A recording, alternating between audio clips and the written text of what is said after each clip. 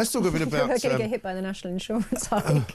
Well, no, you know, because public sector organisations get a refund.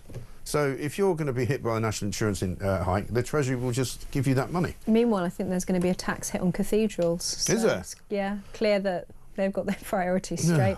I think they're giving a huge, bunging a huge load of cash to mosques and hitting the cathedrals with a load of tax. Unbelievable stuff. Well, we'll come back to that in a minute because there's a story here about the Southport killer I want to do. But first, the CIA believes the COVID-19 virus most likely came from a Chinese laboratory, according to a declassified report. And apparently, this report was released on the orders of President Trump's pick to lead to the CIA, who's a new guy called John Ratcliffe. Isn't it extraordinary? You know, if you said that in 2020, somebody would have come knocking on the door and had you arrested, wouldn't they? Yeah, shocked, I tell you, shocked. I know. We saw, you mentioned Southport, I'm not going to derail it, but when Farage made certain remarks about, I think, you know, being an act of terrorism and so on, Starmer denied and denied and denied, and people were hounded for speculating about it, and then it turned out that actually he was convicted of a terror offence. Yes. And there was, I think, even on talk radio at the time, there were some issues with certain material that were put up that were regarded as misinformation that then turned out later to be true. Right.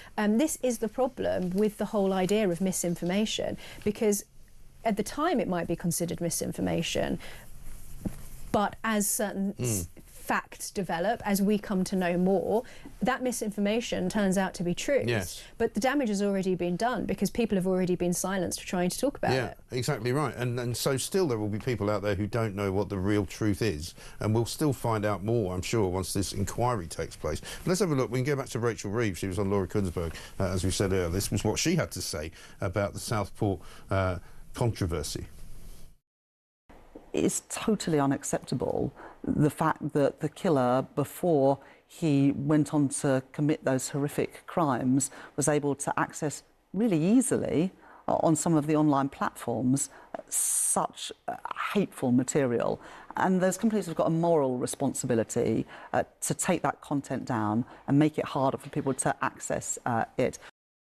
Yeah. Because obviously people go around killing people because of what they've seen on the internet. I mean, you know, the story I wanted to bring up, which is in the... And we made a decision, by the way, on Friday, not to mention this guy's name, nor to put his picture up. So we're not going to do either of those things, because I don't think we should give him the credit for that at all. But apparently, according to a review of the failures by the Prevent counter-terrorism scheme, his obsession with violence should have been given more weight. I mean, don't you think that if you're in the government, that's perhaps a more important part of this story than whether or not he was able to look at extremist material?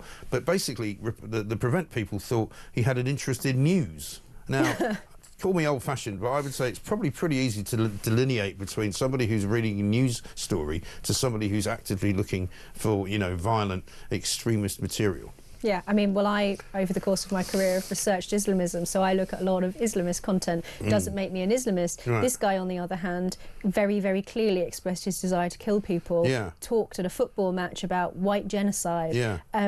You know, this is a guy who he ranked Childline, didn't he, and told them he wanted to kill people. Yeah, he's very explicit, and so what's strange about the decision not to make a Prevent referral to Channel, which is the way in which this would have been escalated, is that it is actually possible to refer somebody with mixed ideology. They don't have to be an Islamist or far right or anything else. Then you can just refer them as a mixed or, you know, unclear ideology, which is obviously what should have happened here. Yeah. But I think actually the government fine to talk about failures of Prevent, and that, of course, we should be talking about all of the various failures that led to this guy being caught in the net and then repeatedly just let go. Yes. But I think, as you saw in that clip there with Rachel Reeves, same with Keir Starmer. I mean, the people who are walking around London with machetes and zombie knives have not bought them from John Lewis or from Amazon online. It's the same as we saw after the David Amos attack as well, which was the MP that was murdered by an Islamist.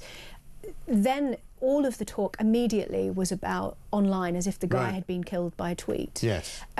Every single time that something happens... And if I remember rightly, they said in Parliament, MPs should be nicer to each other. And you go, hang on a minute, what if it's nothing to do with this. He's not been killed by another MP. Right.